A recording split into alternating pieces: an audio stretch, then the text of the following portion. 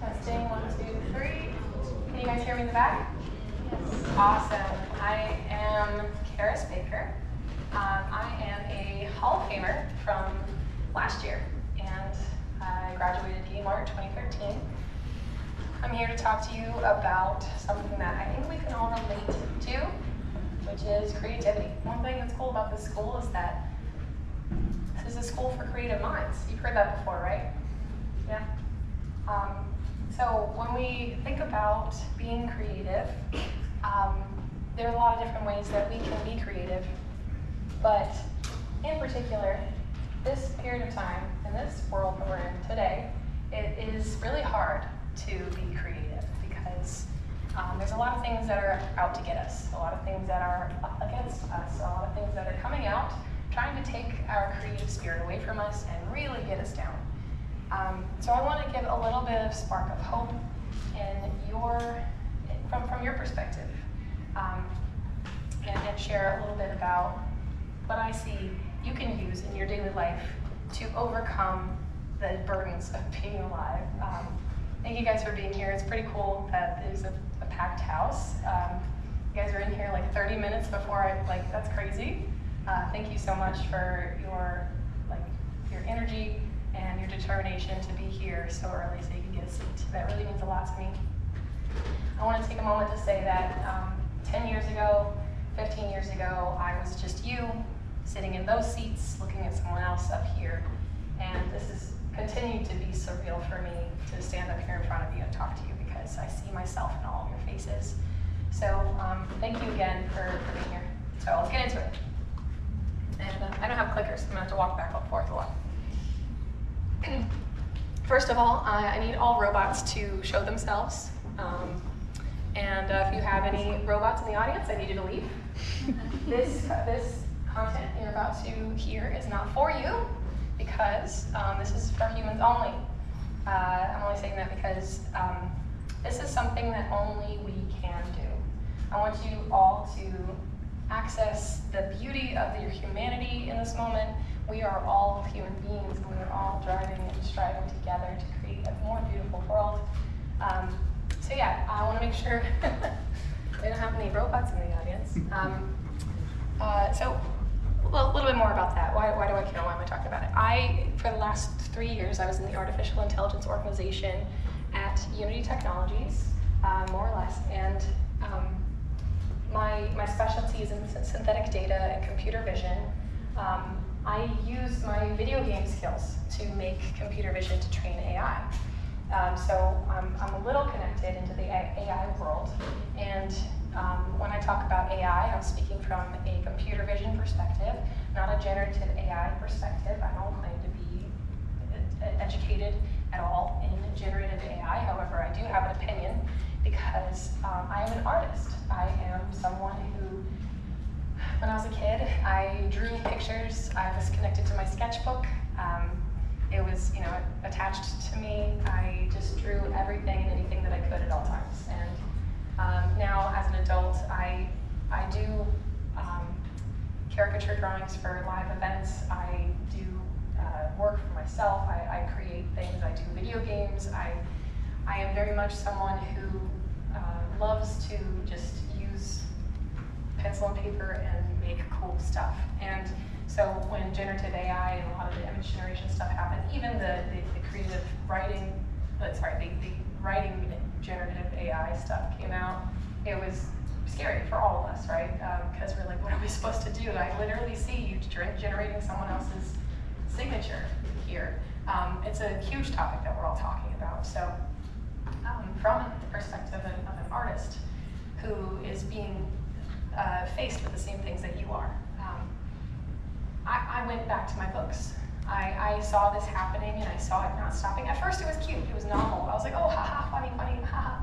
And I was using it myself. I was enjoying it. Just creating images and enjoying how fun it was. And it is something that we can continue to use to ideate and come up with new perspectives and new compositions and make thumbnails really quickly. And maybe if you're a writer, you can do the same thing. And any other kind of creative activity, but you reach a point where you go, this is a plagiarism machine. I have to apply my own humanity to this for this to not be someone else's stolen work, right? So I want to enable you all as humans to be able to overcome this difficult landscape and give you the tools that you need and the words you need to argue in this space. I should have done this earlier. Yes, graduated game art. Let's talk about my job. I am a senior technical artist. Does anyone not know what a technical artist does? Cool, absolutely. I am technically an artist. I'm joking. Anyway, I am someone who does both art and tech. I am a girl who codes. I am someone who creates art for a living. And I use Unity, Unreal in order to make cool stuff in the real world. That is what I actually do. Technical art is an umbrella term that defines a number of things, like rigging and tools development and all kinds of other fun things. However, for me, I am a technical artist with a capital A. Some people are technical artists with a capital T. And I got that from a dear friend of mine that's also a TA from Fullsail. And so I am an artist first, came from a traditional background, and then I moved my way into tech. And what does that mean? I could be put into a situation, assess the situation, create a prototype to solve a problem, and have the systems as well as the artwork, and we can move forward with that product or not. Something that they would often do with my skills. In this particular moment, I'm trying to generate mass amounts of data to create robots' memories. So when I talk about what I'm about to talk about, I am someone who creates synthetic data for computer vision, which is basically the AI recalling things they've seen before. And I'm talking about stacks of images, 500,000 plus. So I'm using video game skills to create images for robots to remember what things look like. And what does that mean? That's search and rescue missions, that's recycling, compost, sanitation type stuff, that's manufacturing, shipping, automotive, that's autonomous vehicles, that's protecting children from backup cameras, that's like making sure every person of every morphology can be seen by a camera, making sure people are safe in hospitals and preventing fall risks. Literally working on things that go to space. These are just some of the clients and the contracts that I've done. I'm speaking in Vegas, so I don't have to break my NDAs. These are the things that we will continue to do with computer vision, and that's AI as well. And not all AI is computer generated. Sorry, not all AI is generative AI. Anyway, I'm also an AstroCrow art director. What does that mean? That means that I, for the last number of years, have done indie games. And this is just a quick note. You guys may have seen my talk last time. Who was in the AstroCrow panel yesterday? Awesome. Yeah, you guys know who I am. Yeah, we were talking about our arcade machine and how I did all the artwork for that. That's very much my creative outlet, which we'll get into a little bit here. I love drawing people. I love 3D modeling. And I'm also into hydroponics. As a gardener, I grow my own vegetables in my dining room. Okay, let's get into it. What is creativity? So, creativity, defined here, the use of the imagination or original ideas. Cool. Great. What's interesting about the mind is that it's just the only thing in our known universe that's wondering about itself, right? We as humans, we have this thing, it starts out this big, and then we have it, our animal brain, and then we have our human brain on top of that. It's like a multi-layered onion. I would invite any of you to get really into brain anatomy if you want to just feel a little bit more of your humanity, the more and more you learn. So in particular, the hippocampus contains our memories and how we form memories, how we hold memories. The hippocampus and the amygdala, which controls our emotions, holds our emotions, manages our emotions. The hippocampus and the amygdala together are what creates our creativity. That is where our creativity comes from. It's those two parts, our memories and our emotions. And when we combine it with the prefrontal cortex, or just the frontal cortex, which is the executive function, it will allow us to make new decisions about our creativity. We can have a creative idea, and then nothing happens from it, right? You can say that you can have an idea, but it's about how you put it into action that matters. I'm sure you've heard that in class before, right? Because you can be the idea guy, but it doesn't matter what cool idea you have unless you actually make it. You have to show how creative you are. Show your good ideas. No one's going to make them for you, right? So the ability to bring into existence something new. And we're not talking about just art here. How many of you would not identify as a traditional artist or musician? Maybe you are a designer, maybe you are a planner, a producer, maybe you are someone who would like to manage businesses, you want to do something other than what is making something tangible that others might consider art. So also consider creative activities such as abstraction, planning, cognitive flexibility, and strategy development. So all of these activities are also creative. So I want you to feel activated in the session as well, that we're not just talking about traditional mediums. So we were just talking about the prefrontal cortex. Norman Dorridge, he did the ability of the mind to change itself. The mind has the power to reshape the brain. So as you control your thoughts, you can literally rewire yourself. What is it? Neurons that fire together, wire together? Yeah, you can write that one down. I didn't write that one. That was him too. The decision to do something creative also comes from you.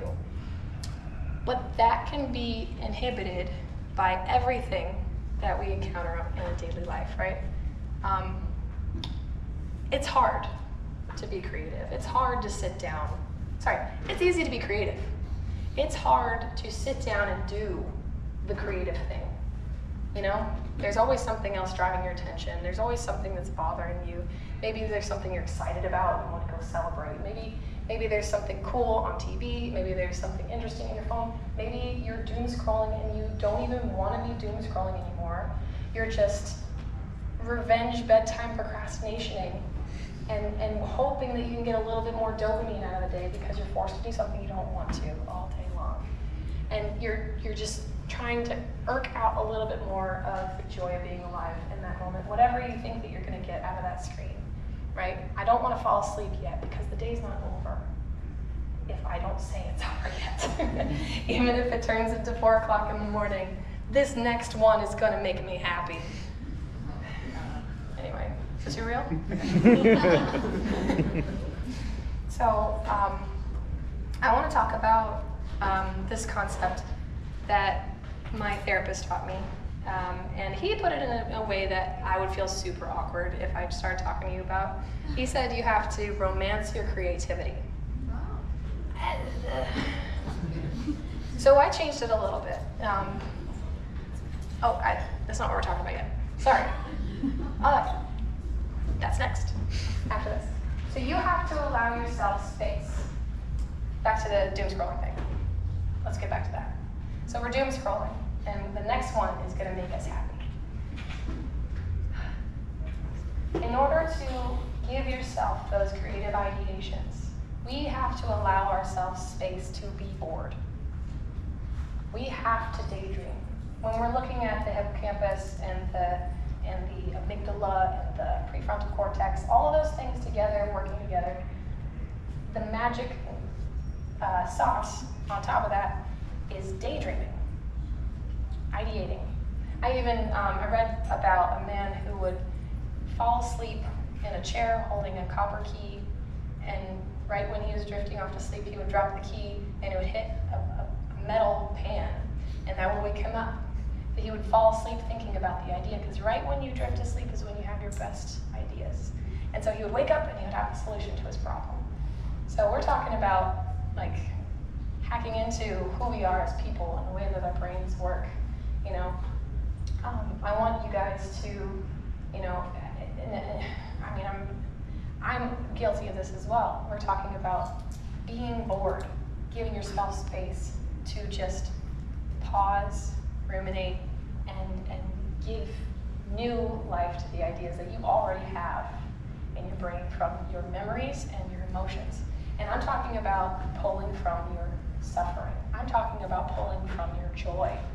I'm talking about speaking from your own personal experience, because the game industry, the music industry, the film industry, everybody wants fresh perspective. Those fresh perspectives are from you, every single one of you in the seat. And media drives innovation. If we're talking about being a school of emerging technologies, those of us who work in entertainment are the ones who will be driving the innovative future. You know, I go to work and the CIO pulls me in and said, I want this thing I saw in a movie, and I have to make it. And we have to do our very best. And it's possible. Some of these things are possible. We're talking about, like, you know, UI in the midair and moving things around like you're in some sort of future punk movie, and whatever else have you. So we dream, we create, we use our suffering, we use our joy, we use our pain to create, right? And we have to give ourselves space. He also told me, and the same therapist, he also told me to look at the sky. And people say touch grass, but I want to expand on that a little bit more, because it's more to it than that. And I think that regarding touching grass, I think looking at the sky is a lot more effective, because I have felt that before. When you are so burnt out that you literally don't know what day it is, and you're just trying to get through the day, and you're looking outside and you haven't seen the sun in who knows long. And so he said, even if you can't get outside, just when you go get the mail, look up, look at the sky. Everything that you're feeling, everything that you're going through will be put into perspective. And then you'll be able to come up with solutions, creative solutions, to get through whatever you're dealing with. Okay. So this one. This is my version of what he told me. How many of you are friends of a cat? Whether you have one in your home, or you grew up with one, or you have a friend who has one. I love cats. I was the kid that had played cats on the playground. You know, like, I could probably still do it for you.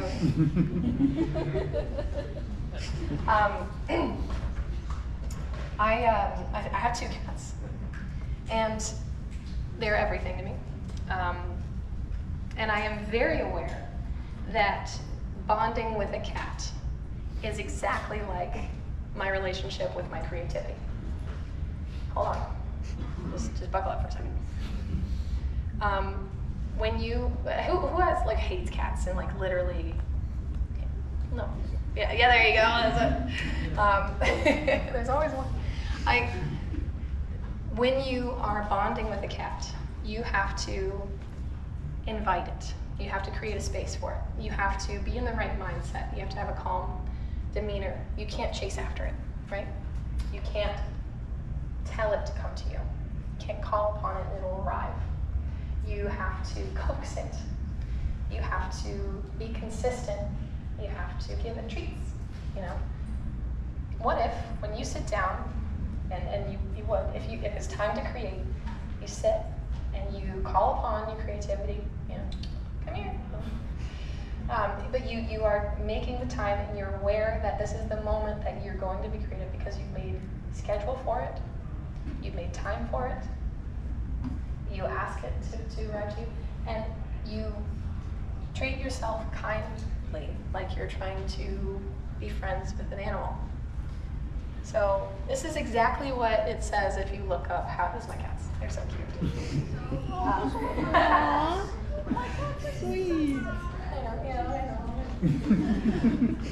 So sweet. They love each other. So this is exactly how to be friends with a cat, or bond for the cat. But I've highlighted the things that apply to you and your relationship with your creativity.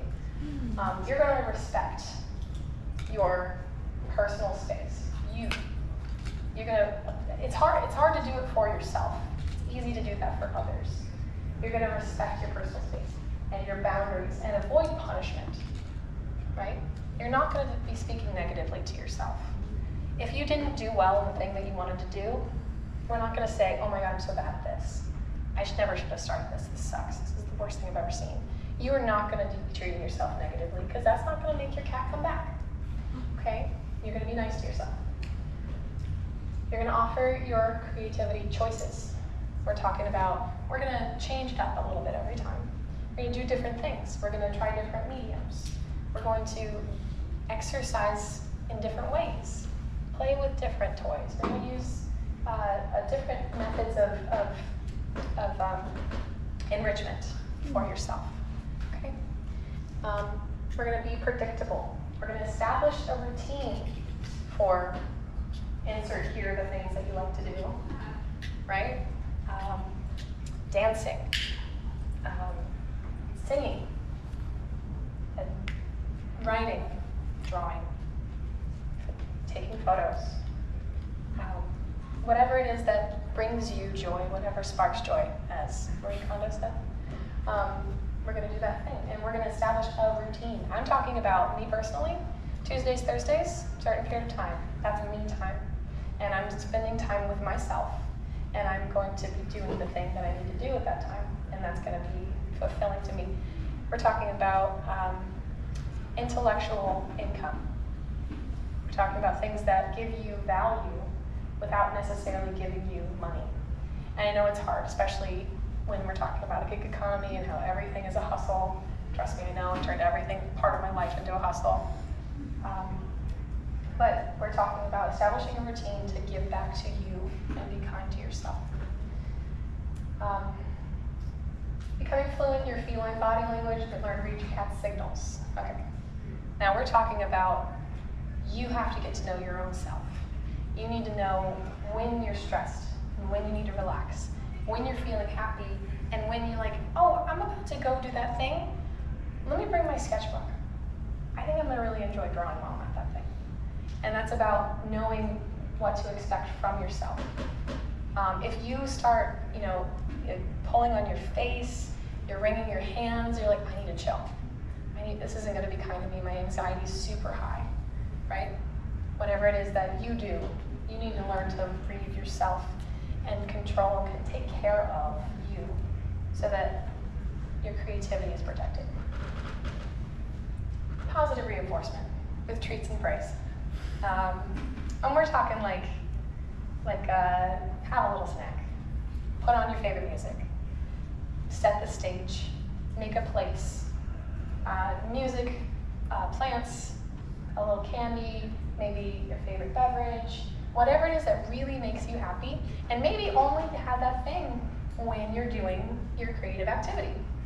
When I'm editing video, I'm gonna eat Swedish fish, right? That's me, popcorn. When I'm animating, I eat popcorn. When I'm pixel art animating, I get a bowl of popcorn and I just go at it, and I'm in flow state. Flow state is what you want to access, right? Whatever it is that gives you that flow state, that's the ticket. Play. Interactive games, right? You want to play, you want to enjoy play.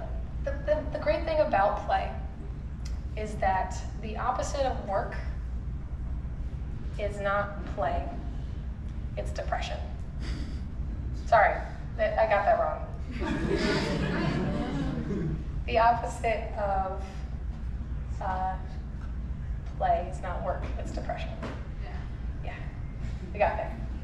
And that's so real, because if you don't take time for yourself and re-access who you were as a child, and I'm speaking from a point of, I definitely lost that spark of who I was when I was getting really into drawing all the time as a child. You couldn't put me in front of a piece of paper without there being a ton of little scribbles and doodles cute characters and funny environments and like whatever I was thinking about at the moment on that piece of paper. I lost that somewhere. I'm not saying that you have to be exactly who you were when you were a child, because you have grown. But I am saying that that spirit of play is something that shouldn't leave you in your childhood. So I'm talking about, going outside and enjoying the sunshine with your friends, being active. I'm talking getting into a game with your friends or your family. I'm talking about being there alone with a Sudoku puzzle. I'm talking about doing whatever it is that enriches you, and whether it's walking along the sidewalk bouncing a ball, or picking up the yo-yo that you dropped, like literally anything to just give you a little bit more of that thing that you need, so you don't end up laying in bed at night hoping that it comes from your screen. Just do a little bit more for you, because no one else online is going to tell you how to do it. Your own creativity comes from your experiences and your personal emotions, and nobody can tell you how to live your life but you. Okay? And then, of course, use a soft and calm voice. I'm talking, again, about being kind, being positive to yourself. Hey, it didn't show up today, that's okay. And when we're talking about establishing a routine, we're going to mention this a little bit later, but if it doesn't show up for you, it won't always, because you can't force your cat to be in your lap when you want it to. If it didn't come to you that day, it's okay, right? If it doesn't show up, just go do something else. It's okay. And tell yourself it's okay, because if your cat doesn't come to you when you call, it doesn't mean you lost your cat. I hear so many people saying, I lost my creativity. Oh, I used to be an artist. Oh, I used to this. Like, no, you still are. You might be in a down spell. You might be in a plateau. You might be somewhere. You are always going to be that person that you are, because life and suffering and joy necessitates creativity. We are creative because we are alive. And an AI can never do that. Furthermore, you guys have heard this, 10,000 hours. To be good at your thing. Oh, come. There you go. To be good at your thing, you have to do 10,000 hours. You guys have heard that before, right? So 10,000 hours of, the same exact thing over and over and over again? No. We're talking 10,000 hours of evolution into your craft. Whether you're a painter, whether you're a writer, blah, blah, blah, blah, blah, blah, blah, blah, insert everything that I've been saying, so you guys get it. I'm just going to use some examples, but that applies to everyone. And if you're a game designer, I'm talking, you're writing down game ideas 100 pages at a time, because your first 10 pages aren't going to be your good ideas. How sad would it be if your best idea was your first idea? Your best idea hasn't come yet. Your best idea is in somewhere in one of those 10,000 hours, okay? You create because it's an ache inside of you. You create because you need your story to be told. Someone else's. There's a voice inside of you that is just needing to get out, right?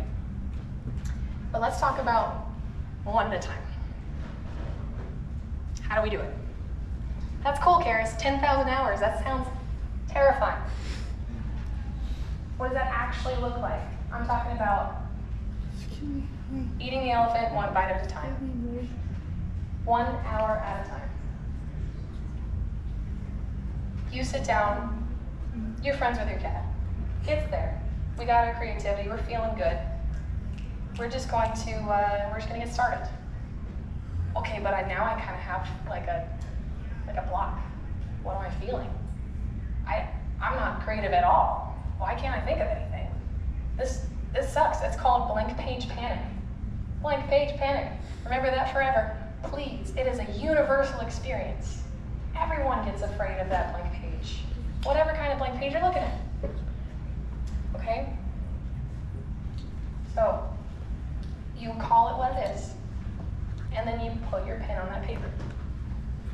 You put it down, and you move it. That first stroke is going to be your worst one. And isn't that beautiful? Because it will never be that bad ever again. So so cool. You just keep it moving. Move your hand. And if you're typing, you're typing.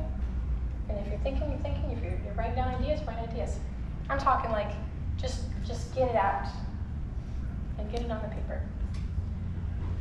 The 20-min. This is something that course director Brian Stabile, co-creator Master Crow, and I like to talk about.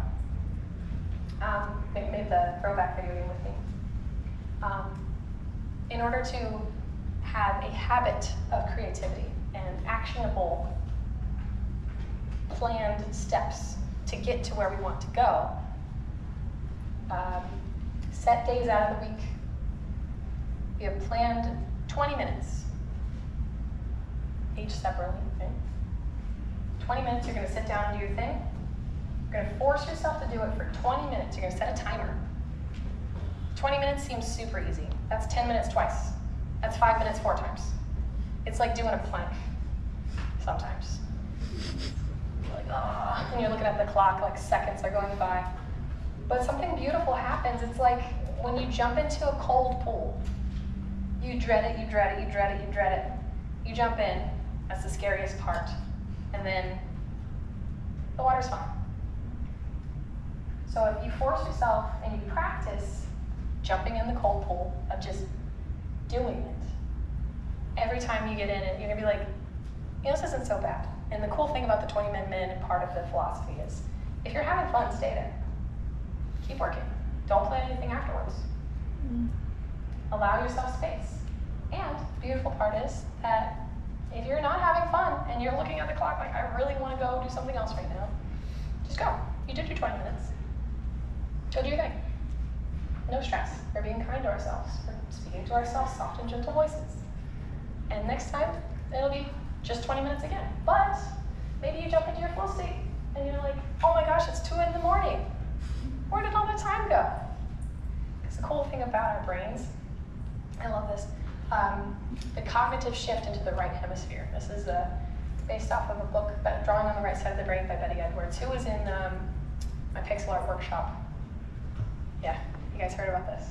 So basically, the part of your brain that controls verbal, linguistic, and names things is on the left side, and visual spatial is on the right, and they kind of work together to do everything, and that's using the corpus callosum in the center to drive the communication between the 2 hemispheres. But those 2 hemispheres are actually 2 different brains, and if you were to sever the 2 hemispheres, they would actually function as 2 different people, and that is exactly the way we're made up. If you put a puzzle in front of that person who has their corpus callosum severed, they might actually start to argue with themselves and grab the left hand and sit on it so they can finish the puzzle themselves.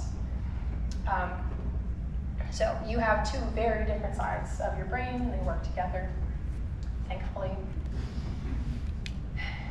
But when we get into flow, the left side of the brain, which is normally more dominant, starts to quiet down, and we activate the right hemisphere. And the sensation, and time is kept on left and not on right. So the time blindness we often hear, it starts to happen. We get into flow. So that's a really beautiful thing, and it starts to happen to you. Don't be alarmed. It's just normal. And of course, we talked about scheduling ourselves. How many of you have heard of Pomodoro before? Yeah, we love that. Pomodoro is the Italian word for tomato. Because in the Italian kitchens, they have little kitchen timers that look like tomatoes. And so it's a timing thing. And in Pomodoro, you are going to be scheduling breaks. Let's say that you have something due and you have to do it. Pomodoro is going to give you the space to be able to get those things done without torturing yourself, and allow yourself some of that human creativity of play in between whatever it is that you like. You can go outside and have a run. You can do it doesn't matter. Like, you can go lay on the floor and stare at the ceiling. I've done that before. But you're going to set your timer for 20 minutes, 5 minutes off, 20 minutes, 5 minutes off. And there's different intervals, but you find what works for you. So, and of course, we talked about flow.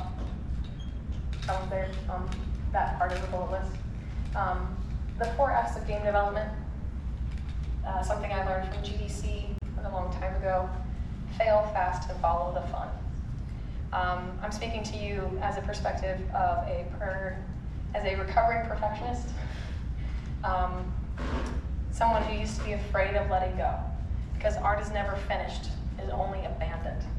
And you decide as an artist, as a creator, when you want to have something finished. You say, it's not done, but I'm done with it, or I'm satisfied. You could work on something forever. Someone says, hey, did you ever finish that thing?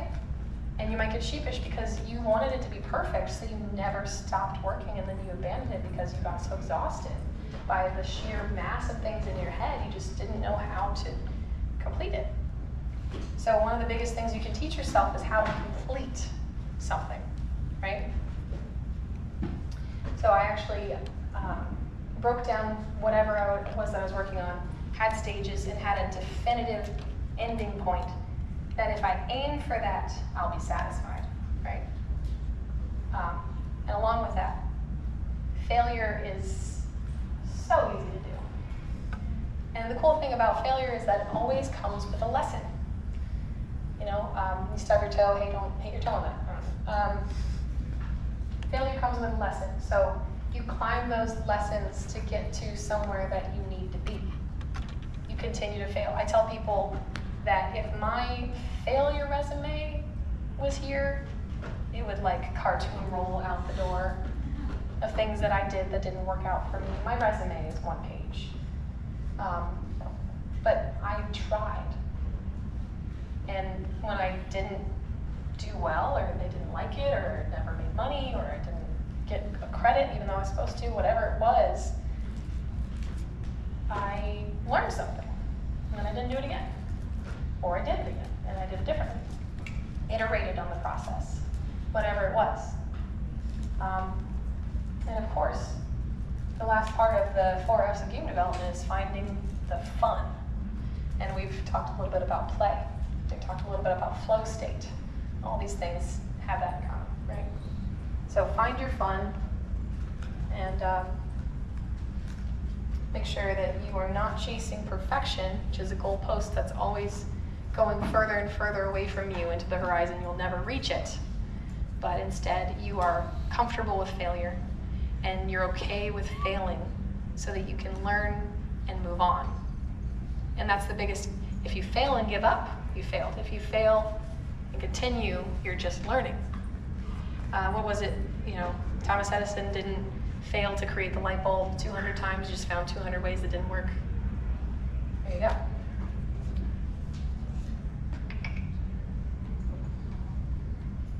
Cool. Oh, I love this part.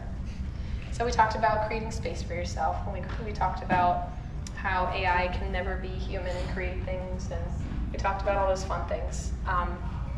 That's cool. You have time to daydream. I have a life, and I need to do things. Yeah, so I found myself in that position too. It's like you're managing a household, you're managing money, you're managing this many jobs, this many education opportunities, you're doing mentorship, you're doing a certification at the same time. You have a family thing happening, this crisis is going on, I have to keep in mind the entire history of the world and everything, all the current events. My empathy is drained, I can't even think about anything. I need to be able to just turn my brain off. I can't possibly care about anything else. I hear you. So some of the tools that I like that help me with my humanity so that I can try to use my creativity. I like to, there was somebody's like, someone made a post about like, I don't want AI to take my job and do my creative stuff for me. I want them to do my dishes. Yeah, that was a cute one. So this is the exact same concept, and it's something I realized that I actually actively do because I was always seeking out solutions for those exact same problems. Like, I'm so overwhelmed with how much information I'm bombarded with on a daily basis. I need a few things to just be a little bit better, a little bit easier. So we're gonna make our tech work for us and create space for our creativity. This one's my favorite. We've got, it's called Toddy. It's been around for a really long time, and it's just gotten better. So this one we're going to be gamifying our cleaning. So with Toddy, we are fighting against Dusty. Dusty is the collective household mess. And throughout the month, the bar goes up and Dusty will taunt you, and you submit all the different rooms in your house and all the different tasks you have to do. And once you do it once, it stays that way. You add your housemates, you add your family, whomever, and then everybody's connected to the same one, and you're all fighting a game together, like a big boss battle against Dusty. So it kind of removes the he said, she said, you didn't, I didn't wheel of it all, and just makes everyone kind of say like, hey, we're all in it together, and we're just all fighting against Dusty, who's this adorable little yucky dust bunny guy, and we're gonna try to beat Dusty this month, and I love him in the way that I hate him. This one is amazing. Have any of you heard this one before? Okay, so there's like some Instagram ads and stuff I've seen recently. This one, could not recommend enough. And all these apps that I'm suggesting are like a couple dollars. So Rocket Money will take all of your bank data and secure it in ways that are secure. I've looked into it.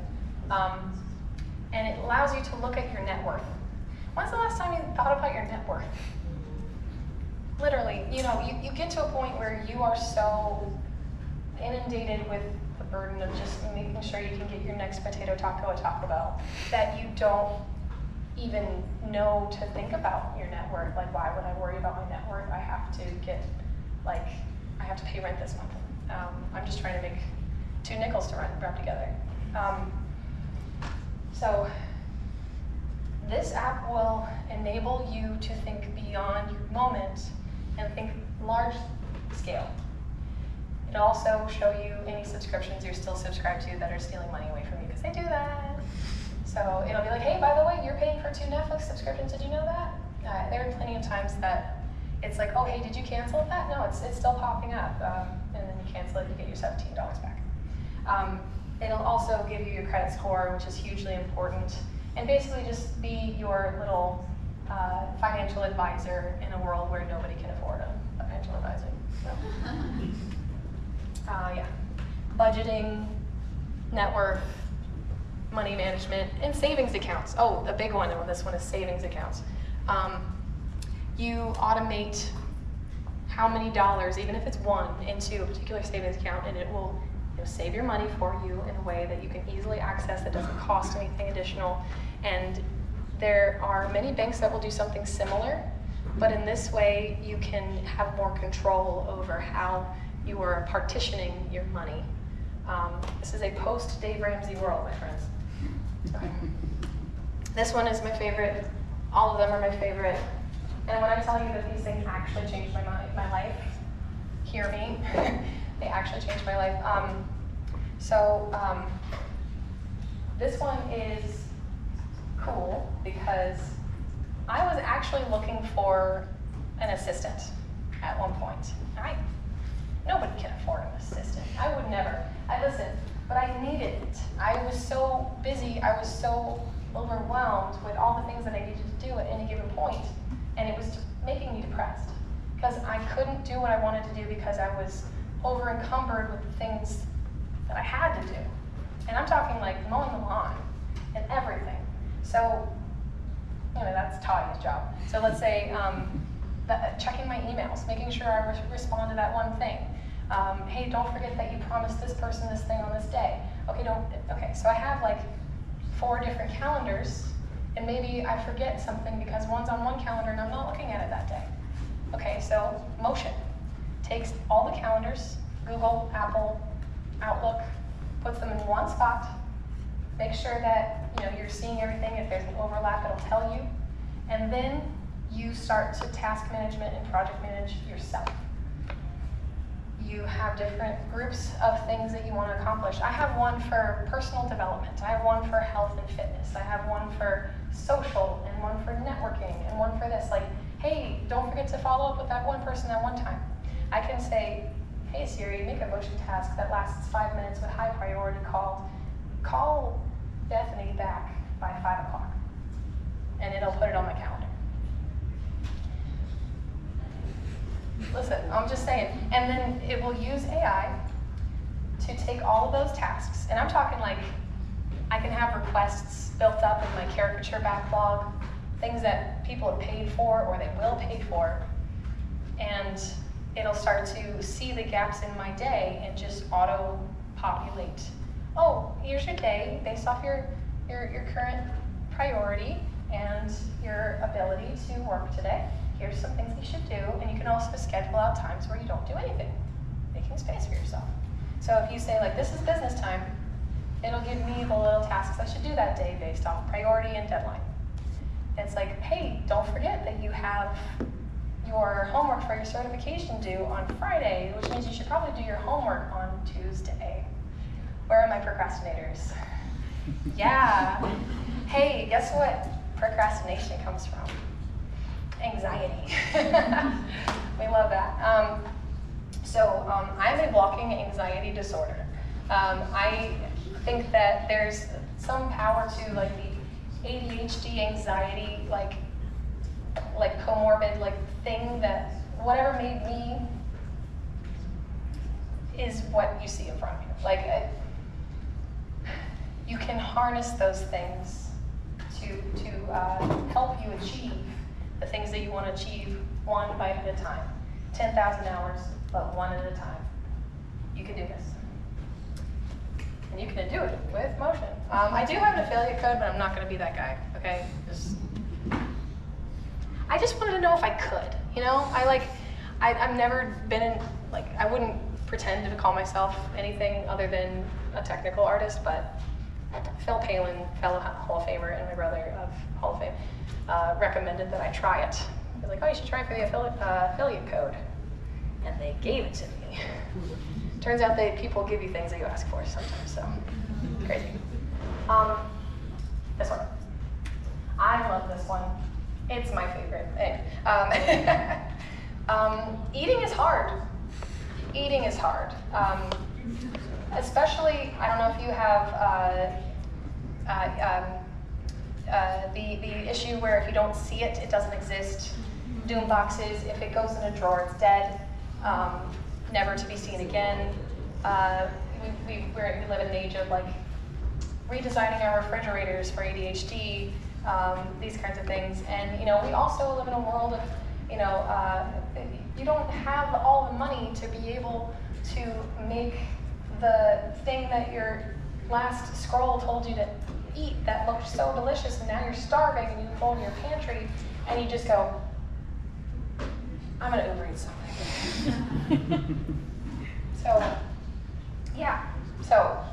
I encourage you to try Cooklist because this is a tool that I personally use to prevent food waste, to actually use the things that are in my pantry. And here's a quick use case. I have a pantry of things: rice, canned beans.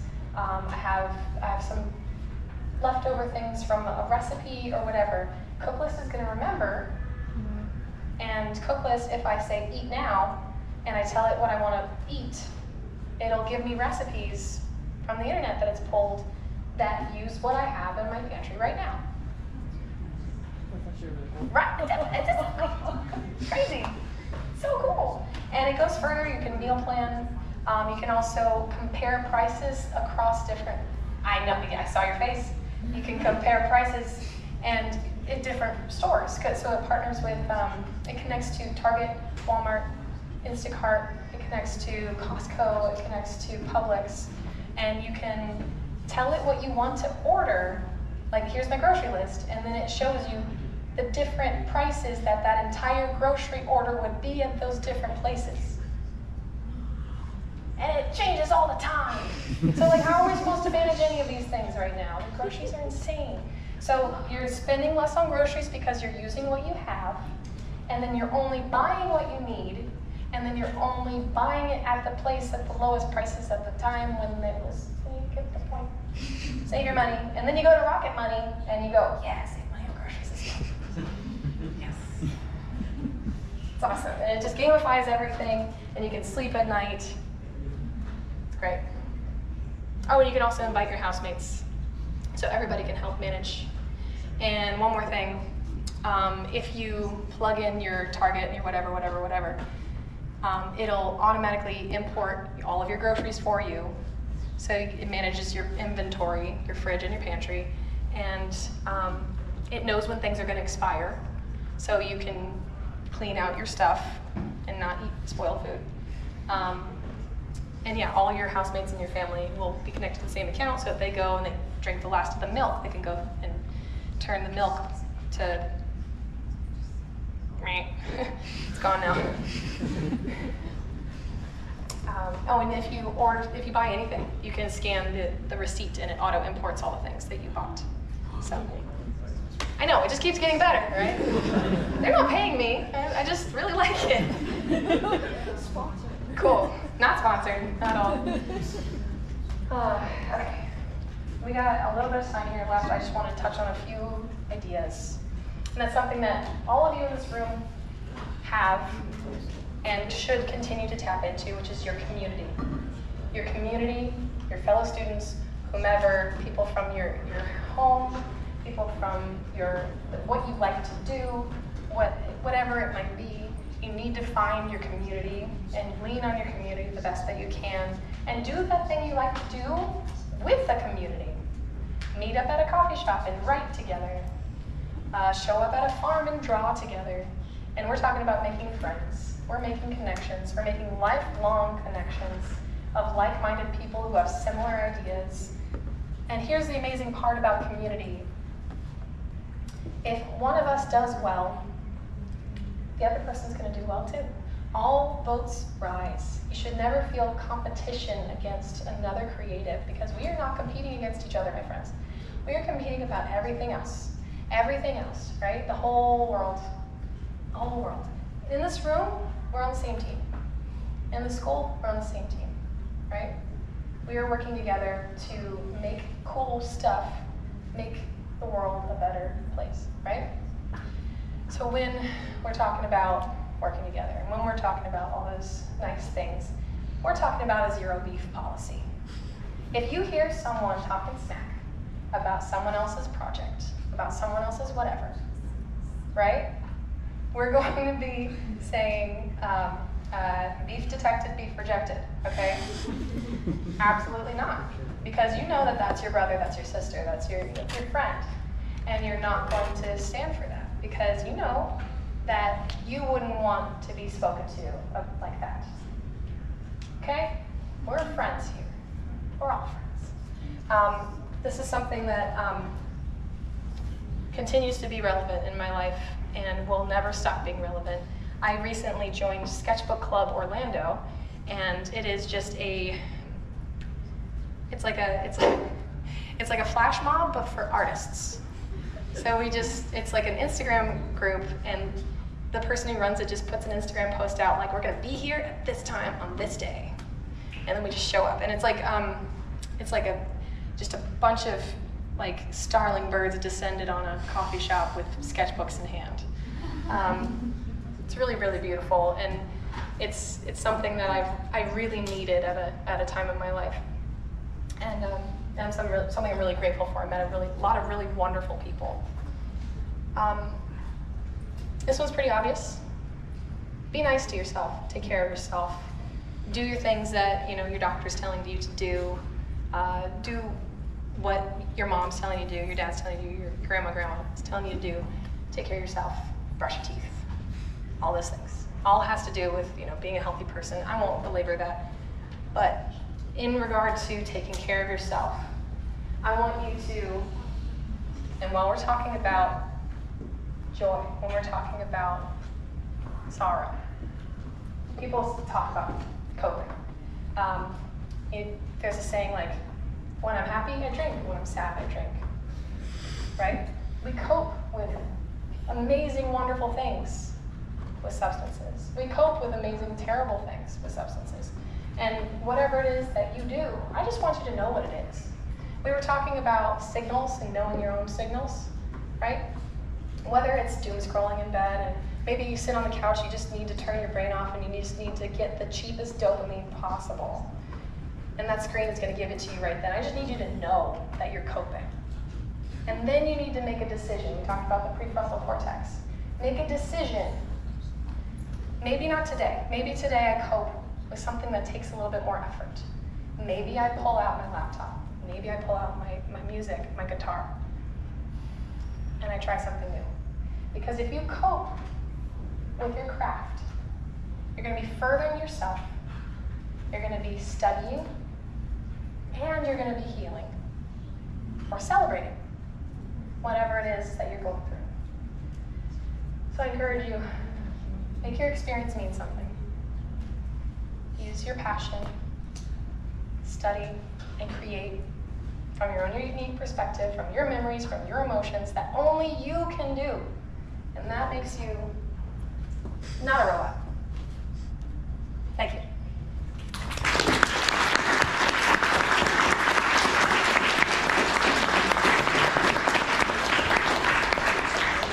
Thank you guys. This is a QR code. I think you've seen it before. That'll connect you to LinkedIn. Make sure that you connect rather than follow. Follow is going to be like a Twitter follow, and connect is going to be like a Facebook, where you'll be able to have two-way communication. If you guys want my Instagram, it's karis.captures. I post my art, I post all kinds of stuff. And I would love to talk with you more. Send me a message anytime.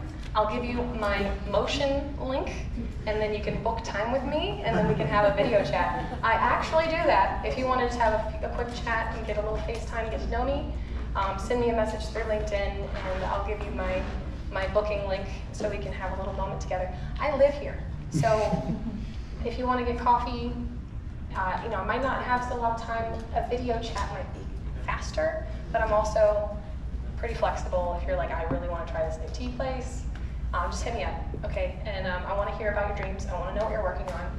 I want to know what you have for breakfast. Do message me.